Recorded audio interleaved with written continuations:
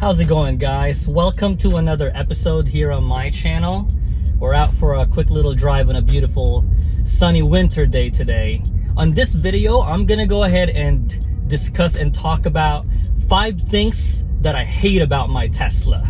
Owning this car for a year and 2 months now. I own a Tesla Model 3 SR rear-wheel drive 2023, and it's currently winter time here in the Portland, Oregon area. And owning this car over the past 4 seasons, winter, spring, summer, and fall, you definitely get to know a lot about your car on the way it drives, all the strengths and weaknesses, all the likes and dislikes that you like about the vehicle, you know. And I took last night to kind of really put all my 5 dislikes, acknowledging the fact that I love this car since owning it, but for the purpose of this video and discussing what I don't like the most about the car, here it is. The very first thing is on road trips, on a colder temperature weather, the range sucks. There's no way around it, you know. I'm driving an electric car. Granted, it had great reviews. It's a Tesla, it's a Model 3. But driving an electric car during the winter time, especially when it goes below freezing. Now, here in the Portland area, it's not really kind of an extreme weather, similar to like Alaska or Colorado or Utah. It's a mild, cold winter temperature. But a month ago, I visited my grandma in Seattle. That's a little under a 3-hour drive. But man, I'm supposed to have 272 miles of range in full, and I'm supposed to really make it from Seattle to Portland because it's less than 275. As a matter of fact, my distance is really just 170 miles. However, I find that is not the case. Driving an electric car on a winter time, the car is simply working a lot harder with keeping the car temperature warm, you know, heated seats, the heater, heated wheels, all kinds of factors, and of course driving on high speed. That doesn't get you the desired range or as advertised range that Tesla tells you to during the cold month weather. And for me, that would be top of the list of one thing I hate or dislike about the car. Now, moving on to number 2. I was telling you about road trips earlier. Second complaint I have about this car is road noise. Now, not just road noise in general, and I mean that simply in particular when you're driving on high speed. Because as soon as you go more than 65, if you go 65 to 75 miles an hour, that's when it's more amplified. That's where you really feel the road noise of this car. And I'm talking about the way that the tires, you know, just rattle, and the road noise of high speed driving on the highway. It's really what it is. There's just no way around it. Like, I've driven cars that are $40,000, other luxury cars that had better, you know, quality and less of a road noise than this Tesla Model 3. So I guess I kind of expected more on that department, paying for this much. But of course, I got the cheapest model they have. I can't speak for like the Model X or the Model S or even the Cybertruck, cars that cost north of $75,000. You know, I got this car for really about $30K after savings and discounts and tax credits and all that.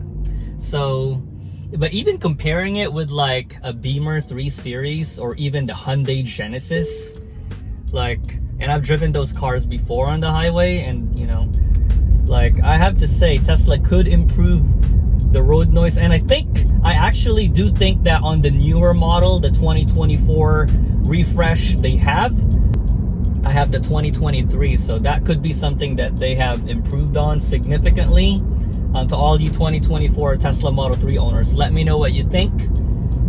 And that's my second dislike, or one of the things that I hate about my Tesla. Now, the third one is interior quality of the cabin. Like, for this type of car, an entry-level luxury Tesla Model 3, even if I got the base model, I expected at least a better quality, you know, like a softer touch surfaces.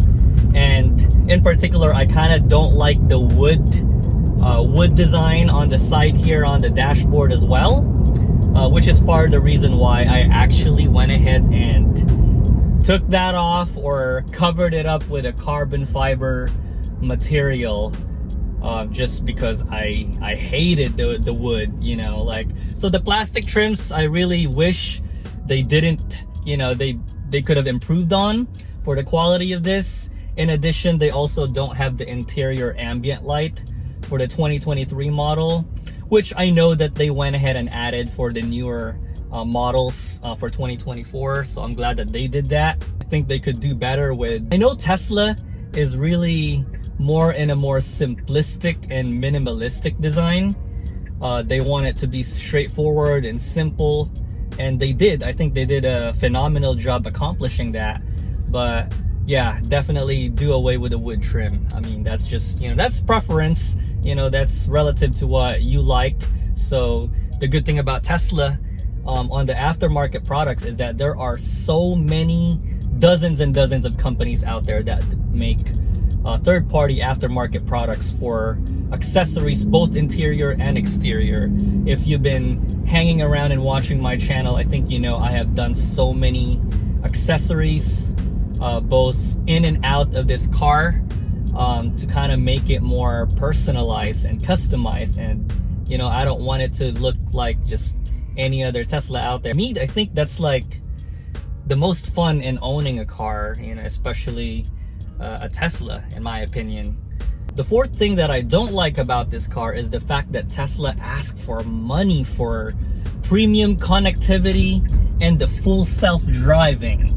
Like, I paid so much money for this car, and just like most other companies out there, they want every money that they can get out of you, offering you premium products or premium services. In particular, like, I want to be able to see my Sentry mode, you know, the dash cam or Sentry mode when my car is parked and I'm out of town.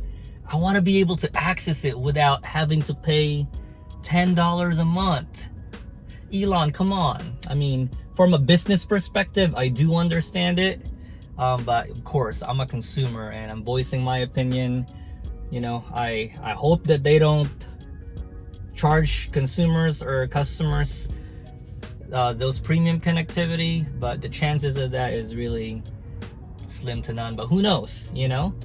Voice your opinion out there. Or they could do better with even discounting, offering discounted rates for premium connectivity. But for as long as I've owned this car, it's always been $9.99. And another thing is full self-driving.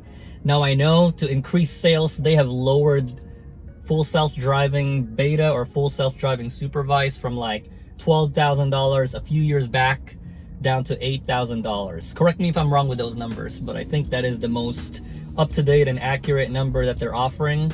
You do have an option to basically subscribe on a monthly basis for $99 a month. But come on, like, the car is equipped, you know, with the higher hardware for full self-driving. It is. But why charge a customer for it when they paid, you know, $40,000, $50,000, $60,000, $70,000, $80,000? I do think that they really could give it to you for free. I mean, maybe when Tesla sales are down, they will. But I do hope that they do away with it.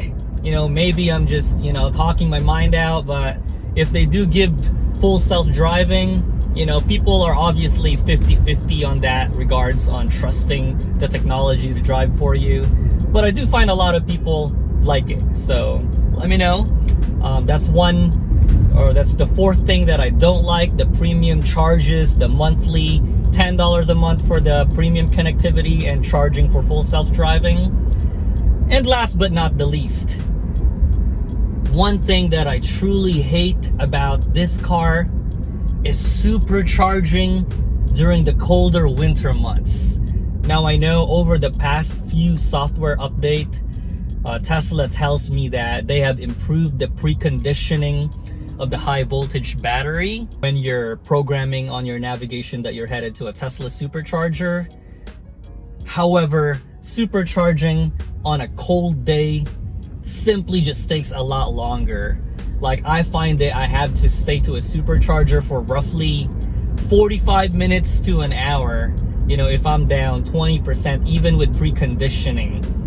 And I'm sure on the next coming years that Tesla is working on a technology to improve their supercharging speed, because companies in China such as BYD and really a lot of other companies are trying to ramp up their technology, because that's the mass market demands fast charging. And the supercharging technology nowadays, like for me, for a car that's 2 years old, I find myself at a supercharger on a road trip for 30 minutes.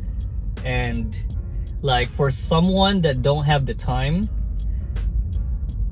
30 minutes is just too long. Like, I know everybody knows if you drive on a road trip on a gasoline powered car, it takes you 2 minutes to fill up from empty to full.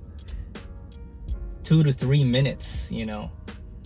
And supercharging takes, let's face it, at least 20 to 40 minutes. You know, on average, I say I hang out at supercharger for 30 minutes every 2.5 hours. And while it's good that you're resting and you're stretching, or maybe that's the time to eat, but for many people, I think that's a big obstacle, and that's the biggest roadblock. That's why they don't want to go all in on a full electric.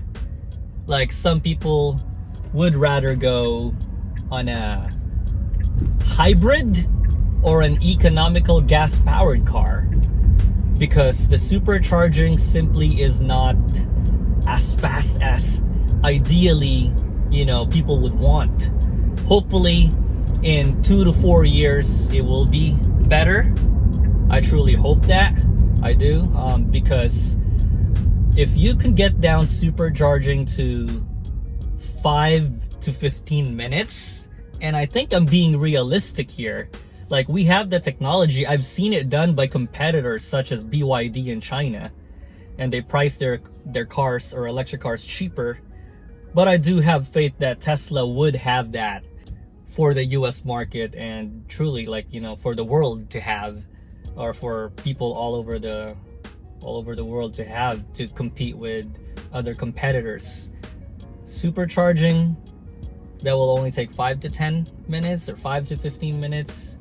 Man, I like the sound of that. But maybe when it's time for me to upgrade this car in several years, maybe in 3 years, they would. Those are the top 5 things that I hate about my car. Let me know what you guys think. I've owned this car for 1 year and 2 months now. Owned it over the past 4 seasons. So, but I do want to end this video by, bottom line, I do think that all the things that I love about the car, most especially, you know, in particular, the saving money, not having to pay for gasoline, you know, and all the savings I've accumulated for all the maintenance. I don't have to go do oil changes, transmission changes, spark plugs, and, you know, all of those things that you have to keep going back to the dealership for. The only maintenance that I've done for this car is refilling the wiper fluid. That's it, really. And recently changing the wiper blades. Very minimal and minor maintenance cost over a little over 1 year of owning it. So I hope you guys enjoyed this video, or really this drive. Driving around town.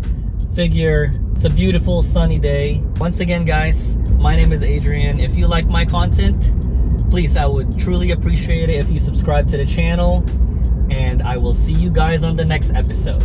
Oh, and one more thing. I have a referral link in case you're interested in buying a Tesla in the near future. It would save you some money. I believe it's about $500 to $1,000 savings depending on the car or model that you choose to buy. Check it out on the description and link below. I'll go ahead and do that. Once again, holla at your boy, Adrian out. Peace.